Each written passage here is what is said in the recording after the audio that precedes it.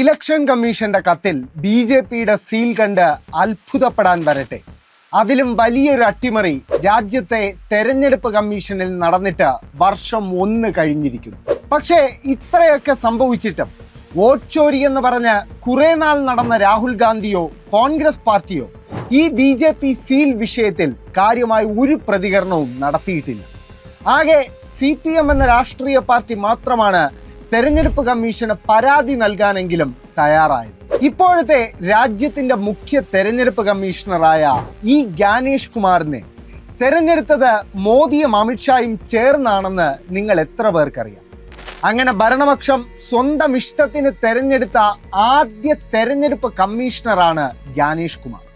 എങ്ങനെയെന്ന് വളരെ പെട്ടെന്ന് പറയാം. രാജ്യത്ത് നിലനിന്ന നിയമപ്രകാരം പ്രധാനമന്ത്രിയും രാജ്യത്തിന്റെ പ്രതിപക്ഷ നേതാവും സുപ്രീം കോടതി ചീഫ് ജസ്റ്റിസും ചേരുന്ന 3 അംഗ സമിതിയായിരുന്നു ഇലക്ഷൻ കമ്മീഷണർമാരെ തിരഞ്ഞെടുത്തിരുന്നത്.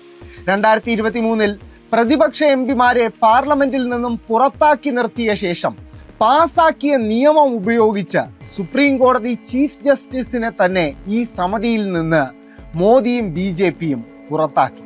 പകരം പ്രധാനമന്ത്രി നിർദ്ദേശിക്കുന്ന ഒരു കേന്ദ്രമന്ത്രിയെ അതിലേക്ക് തിരികെ കയറ്റി. ആ കേന്ദ്രമന്ത്രിയായിരുന്നു അമിത്ഷാ. അതാണ് ആദ്യം പറഞ്ഞത്.